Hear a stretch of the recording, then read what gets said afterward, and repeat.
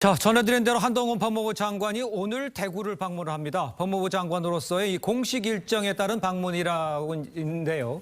그런데 정치적 해석은 계속 나오고 있죠. 자, 두 분과 함께 정치권 소식을 자세히 짚어보도록 하겠습니다. 신성범 전 새누리당 의원, 신경민 전 더불어민주당 의원 모셨습니다. 안녕하십니까? 네, 안녕하세요. 네. 안녕하세요. 자, 먼저 한 장관 오늘 대구 찾는 공식 목적은요. 강력범죄 피해자 현장 점검이라고 합니다. 공식 일정이죠. 그런데 이 정치권의 시선은 그렇게만 보질 않고 있습니다. 총선을 앞두고 본격 정치 행보에 나선 것이다. 이렇게 보는 모습이고 또 배우자의 수요 봉사회인가요? 거기서 한 행동도 지금 언론의 주목을 받고 있고 신 의원께서 보시기에는 지금 일단 그 한 장관의 대구 행보 정치적 의미가 있다고 보십니까?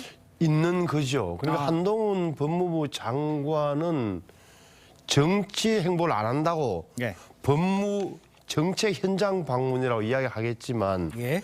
정치적으로 해석될 수밖에 없어요. 언제부턴가 이재명 대표 구속영장이 기각되는 그 이후에 보면 일련의 정치적으로 한동훈 장관의 일거수일투족이 정치적으로 해석되고 정치의 영역으로 인입 끌려 들어온 거예요. 부인할 수 없는 사실이다. 예. 결국은 출입국과 교정이 중요하단 말이에요. 일반 국민들의 시각에서 보자면 출입국. 예. 그러니까 외국인 정책. 예를 들어서 산업공단을 다니더라도 외국인 근로자들의 비자 문제. 네. 이 기업체 입장에서는 굉장히 인력 수급 때문에 네. 걱정이 많기 때문에 그게 하나 있는 거고 교정은 한 6만 명 가까이 지금 수감돼 있어요. 그리고 가족까지 치면 굉장히 많은 거라서 굉장히 의미 있는 행정이다. 의미 있는 행보다. 또 대구 가는 것은 이번에는 상당히 좀 더 큰 의미가 있는 거죠. 시점상. 알겠습니다. 대구라는 특성상. 예, 정치적 의미가 상당하다 이렇게 좀 짚어주셨습니다만 신경민 의원께서 보시기에 그렇다면 정치적 의미 어떤 식으로 해석을 할 수가 있겠어요? 왜 대구에 가서 대구에서 뭘 노리는 겁니까? 개인적으로는 이분이 대구하고 특별한 인연이 없는 걸로 제가 알고 있는데요. 예. 원래는 강원도라는 거 아니에요, 아버지 고향이. 네. 그런데 하필 대구에 가서 수성구를 가고요. 그리고 달성산업단지로 가서 거기 외국인 근로자들하고 만나서 물론 법무부의 행정을 맡고 있는 건 맞습니다. 하나는 교정이고 하나는 출입국 정책인 건 맞는데 하필 대구를 갔다라는 것은 대단히 의미가 크고요. 결국 한 장관도 정치 쪽으로 일단 방향을 틀었고 일단 발걸음을 대구에서부터 또 이렇게 시작을 하는구나라는 것을 확인해주는 오늘 행사가 아닌가 싶고요. 예. 아마 가서는 철저하게 비정치적인 얘기, 법무 행정에 관한 얘기만 하겠지만 예. 이미 그 행간에는 정치가 진하게 깔려 있습니다. 지금 정치가 진하게 깔려 있다라고 언급을 해줬습니다. 그렇다면 한동훈 장관이 대구에 갔을 때 그럼 대구 민심, 대구의 반응은 어떨 거예요? 이거는 어떻게 예상을 하십니까? 아무래도 보수 지지자들 사이에서는 한동훈 장관에 대한 정치적 기대가 조금 있어요. 그러니까 기존의 정치인들과는 다른 정치에 대한 접근, 특히 굉장히 논리정연하게 야당 의원들과 상대해서 논리적으로 격파해내는 모습, 이기는 이런 모습을 굉장히 좋게 비치는 거죠. 근데 용도는 뭘까요? 한동훈 장관의 용도는. 대통령 입장에서는 내각에 있는 게 굉장히 좋겠지만 지금은 총선을 앞두고 모든 가용 인력을 총동원해야 되는 시점이 된 거예요. 나중은 없는 거예요. 어떻게 보면. 그래서 한동훈 장관의 용도는 지금 선거 쪽으로 이동하고 있다고 보여지고 지난달인가 제 고향 거창에 갔어요. 한동훈 장관. 그런데 이야기 들었더니만 많은 분들이 사진 찍자고 줄을 섰더라는 거예요. 지역에서 들리는 이야기가. 그러면 그만큼 대중적인 이미지도 좀 구축하고 있는 것 아니냐. 심지어 팬클럽도 지역에 있다는 거예요. 그 정도라면 정치적으로 이른바 대구 경북에서도 좀 먹히는 건 아니냐. 이렇게 되면 대구 경북을 중심으로 신당을 얘기했던 이준석 전 대표의 효과를 어떻게 보면 상쇄한다 그럴까? 좀 가리는 효과는 분명히 있을 걸로 봐야 돼요. 예, 그렇군요. 네. 자, 그런데 이제 지금 지난 15일이었습니다. 최근 이제 이준석 대표 신당 대구 출마 시사 이야기도 좀 나오고 있는 것 같은데 그 민심 반응 얘기도 좀 전해드렸습니다만 그 신경민 지금 의원께서 보시기에 배우자 이야기도 잠깐 언급을 했었잖아요. 제가 좀 전에. 네.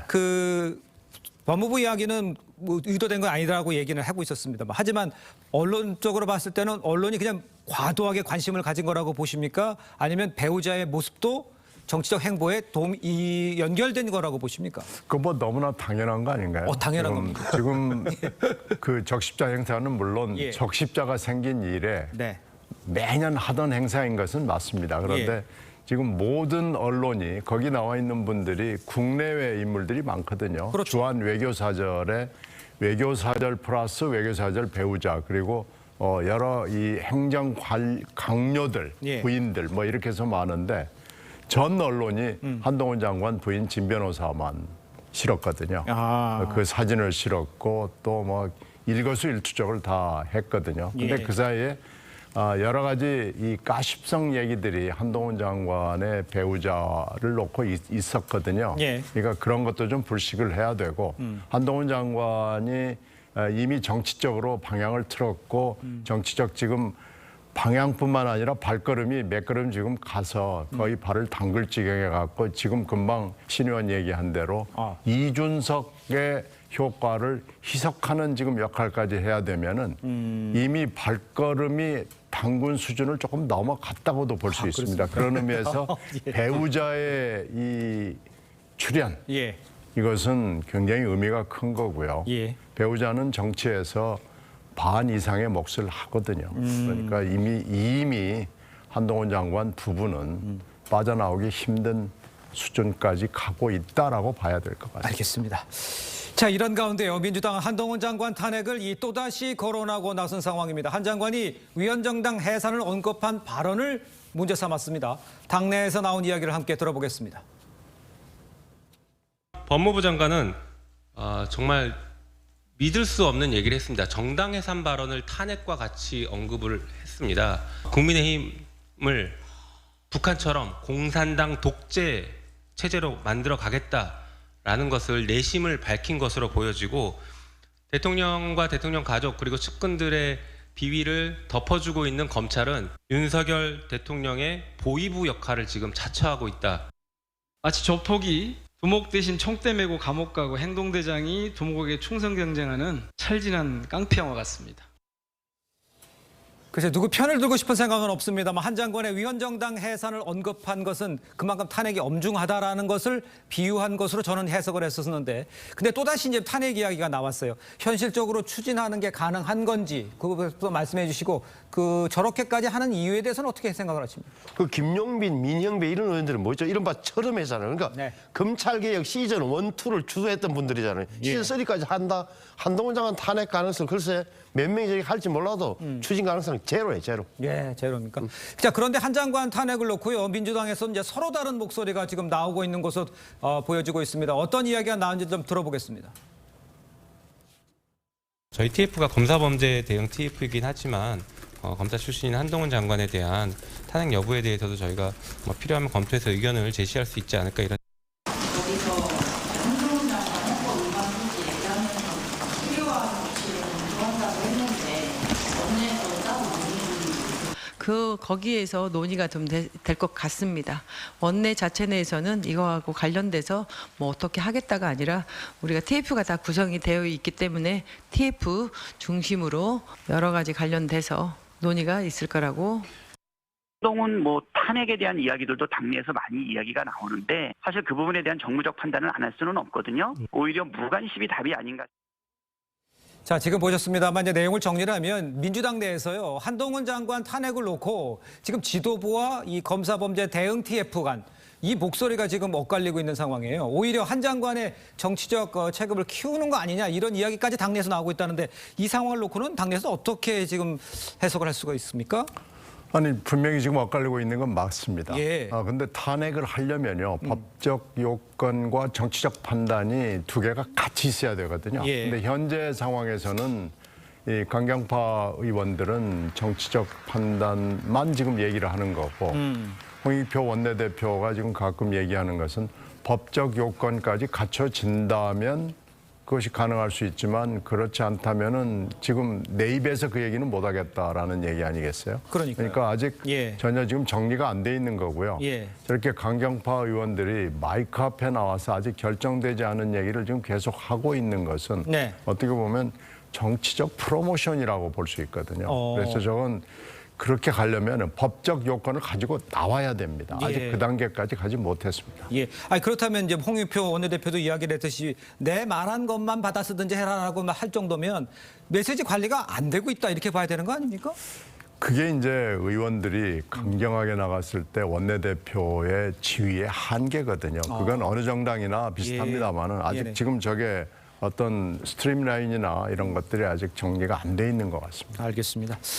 이런 가운데서요, 국민의힘에서는요, 김기현 대표 체제로 총선 치르기 힘들어진 거 아니냐 이런 얘기도 사실 좀 나오고 있는 것 같아요. 한동훈 역할론이 다시 부상하면서 국민의힘 혁신위가 조기 해체하고 한동훈 비대위원장이 한동훈 장관이 되는 게 아니냐 이런 이야기 나오고 있는데 이 가능성은 어떻게 보시는지 아까 말씀하시는 거로 봐서는 글쎄요, 소구력은 한동훈 장관이 있을 것 같아 보인다는 얘기도 있는 것 같아요. 그러니까 득표력, 그러니까 수도권에서 득표력을 인정한다. 네. 하지만 비대위원장 한동훈 국민의힘 비대위원장 가능성 없어요. 왜냐하면 보십시오. 왜 비대위원장이 됩니까? 그러면 지금 당과 대통령실 간의 수직적 관계가 문제가 돼서 발달이 돼서 혁신위가 나왔고 네. 혁신위를 대체하는 게 비대위원장인데 어떻게 보면 한동훈 위원장이 된다면 비대위원장이 되면 당을 윤석열 대통령 또 직할치처럼 만들자는 거냐라는 반박에 당내의 반박에 바로 직면하게 되는 거예요. 그러니까 한동훈 장관은 수도권의 득표를 전략적 요충 지역에 나가서 수도권의 분위기를 이끄는 데는 일조하겠지만 예. 비대위원장 되는 것은 적절치도 않고 정치적으로도 올바른 태도도 아니에요. 그러면 국민의힘 내에서 야 간판으로 한동훈 분이 없지 않아? 이런 얘기에 대해서는 어떻게 생각하십니까? 글쎄, 과연 그런가요? 저는 뭐 거기에 대해서 그렇게 생각 안 하는데요. 예, 알겠습니다. 계속해서 다음 이야기도 좀 해보도록 하겠습니다. 중진 용태론을 놓고 정면 충돌했던 국민의힘 이뇨한 혁신위원장 또 김기현 대표 오늘 회동을 가질 예정입니다. 두 사람 목소리부터 듣고 이야기를 이어가겠습니다. 대통령에 직접으로 연락 온 건 아니고요. 돌아서 온 말씀이 만남은 오해 소지가 너무 크다. 그래서 그냥 지금 하고 있는 거를 그냥 소신껏 생각껏 맡아서 임무를 좀 끝까지 그렇게 우리 당과 우리가 필요한 거를 그냥 거침없이 해라. 이런 신호가 와서요. 혁신위원회가 제안하는 여러 가지 발전적 대안에 대해서는 말씀드린 것처럼 존중하고 다만 당무에 개입하지 않고 있는 대통령을 당내 문제와 관련돼서 언급하는 것은 바람직하지 않다고 생각합니다. 자, 그러니까 이제 이뇨한 위원장의 윤심을 언급한 데 대해서 김미연 대표가 대표를 언급하지 말아라. 이게 바르지 않다. 이렇게 이야기를 하지 않습니까? 오늘 만나면 이게 봉합은 되는 방향으로 간다고 보십니까? 저는 봉합되는 방향으로 가야 되고 갈 거라고 봐요. 지금 지점을 보십시오. 그러니까 대통령을 끌어들이지 말라. 김기현 대표는 이야기하는데 인요한 위원장이 제일 잘못한 거예요. 그러니까 대통령을 그러니까 이른바 친윤 의원들을 압박하기 위해서 윤심이 나에게 신뢰했다는 걸 보여주려고 했겠지만 그럼에도 불구하고 대통령을 언급하는 순간 혁신위도 굉장히 불신을 받게 되는 그런 구조가 돼 있단 말이에요. 그런데 또 너무 빨리 꺼냈다는 생각이 들고 사실은 대표와 혁신위원장 간의 긴장 관계도 좋지만 어떻게 보면은 정치적으로는 약간의 뭐라 그럴까 주고받는 게 필요한 거예요.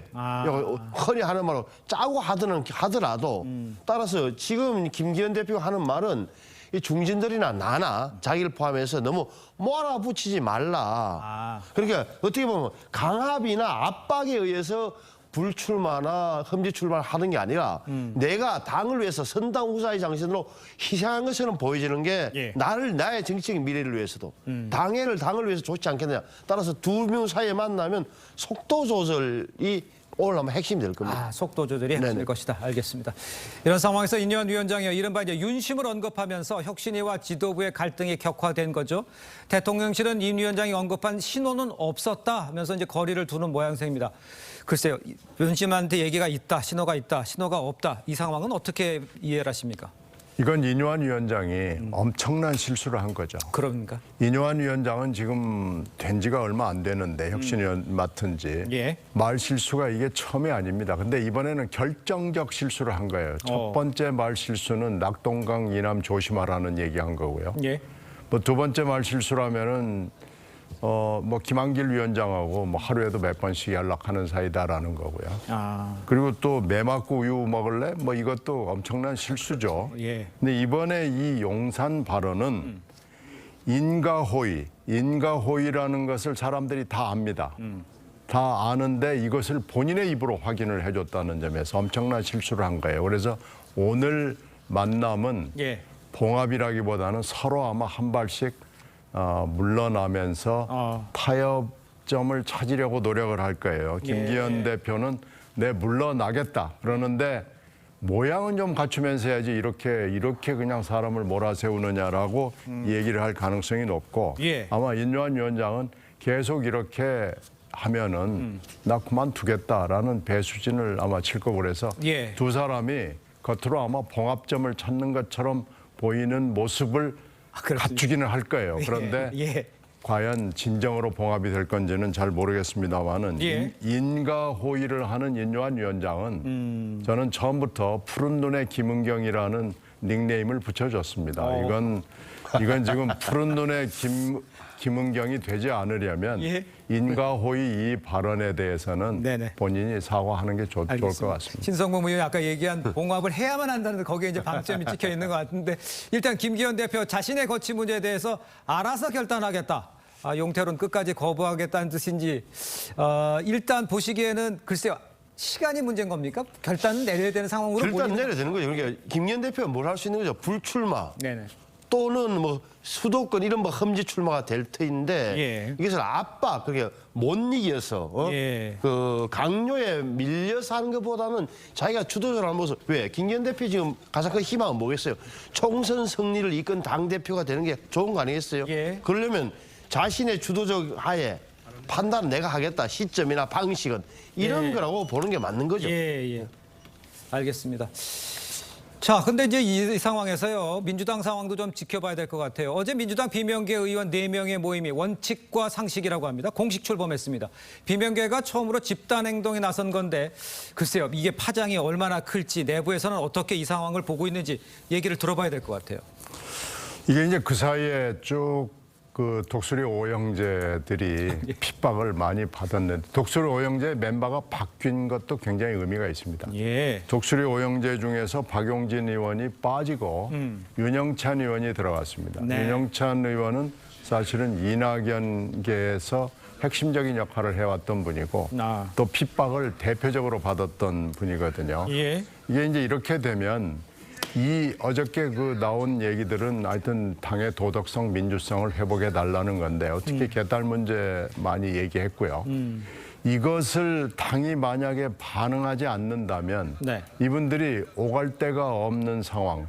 거기다 더 중요한 것은 지금은 1+4라고 볼 수 있죠. 이상민 의원이 일단 참여는 안 했지만요. 예. 그러니까 독수리 오형제 플러스 알파가 되면 독수리가 만약에 편대가 되고 군단이 돼버리면 당이 굉장히 시끄러워지는 거죠.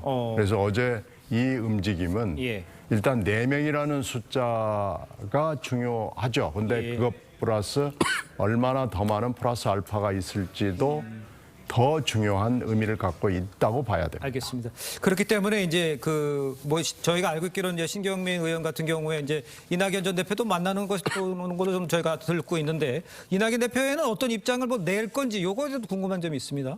이낙연 대표도 괴롭죠. 지금 이 4분 플러스 알파를 이렇게 보면 뭐 올바르고 능력 있고 미래의 민주당에 반드시 필요한 정치적 인력인데 지금 현재 고통을 받아왔고 받고 있고 잘못하면 앞으로 사라지게 되는 지금 위기에 처해 있거든요. 네. 근데 지금 공천 관련 조직의 인사를 보면은 친명으로만 돼 있습니다. 예. 따라서 이게 시스템이라고 말은 합니다만은 저는 이걸 이스템이라고 보고 싶습니다. 이재명 시스템이다. 그렇죠. 근데 지금 이재명 시스템은 19년에 있었던 이스템, 그땐 이해찬 시스템이죠. 19년 이스템을 그대로 진화 발전시켜 놓고 또 다른 형태의 이스템이거든요. 이렇게 가면은 안 된다고 보는 것이 이낙연 대표의 입장이고요. 이낙연 대표가 곧 입장을 낼 수밖에 없는 지금 상황이어서 그걸 준비하고 있는 것으로 알고 있습니다. 알겠습니다. 일단 그 비명계 의원 4명이 요구하는 게 이재명 대표에게 이제 강성 지지층과의 결별을 이걸 요구했어요. 이건 현실적으로 가능하다고 보십니까? 밖에서 봤을 때 어떻습니까? 그러니까 4명인데 제 눈에 띄는 4명인데 숫자가 중요하나 맞아요. 숫자가 중요. 이 정치 결사체를 4명이 만들었다는 게 중요하고 네. 이분들이 내거는 게 제목 자체가 원칙과 상식이잖아요. 당내에서 민주당 안에서 원칙이 무너졌다. 네네. 국민이 요구하는 상식의 정치를 하겠다라고 했으니 예. 파장은 있을 거다. 물론 이재명 대표 쪽 주류에서는 흔히 하는 말로 고름 살 안 됩니다라고 해서 뭐 나든지 말든지 이렇게 네. 내버려 두겠지만 이들이 주장하는 것 자체 쉽게 해서 제발 이 재명이네 마을에 팬카페에 이장직이라도 그만둬 달라는 게 예. 이재명 대표를 향한 상당히 구체적인 요구잖아요. 근데 이것조차 안 하면 글쎄 많은 분들이 당 바깥에서 의견을 같이 하는 분들이 이 4명과 가만히 있겠냔 말이에요. 아. 저는 결국 격화된다. 주류에서는 제가 무시하겠지만 이렇게 신호탄이 벌써 쏘아진 거예요. 알겠습니다. 짧게 하나만 더 여쭤보겠습니다. 요구하는 것 중에서 이재명 대표의 험지 출마 안동 얘기하고 있습니다. 가능성 제로입니까? 저는 거의 없다고 봅니다. 아, 왜 그렇습니까? 그럴 것 같았으면 이미 지난번에 개항을 안 갔죠. 아. 개항을 그때 분당이 비어 있는 상황에서도 개항을 갔고 그게 예. 원래 스케줄대로 기획대로 갔기 때문에 예. 이번에도 아마 여러 가지 요구들이 당 내외에서 쏟아지겠지만 네. 이재명 대표가 아마 들은 채 본체를 하지 않을 것으로 보입니다. 알겠습니다. 자, 두 분 말씀은 여기까지 듣겠습니다. 고맙습니다. 감사합니다.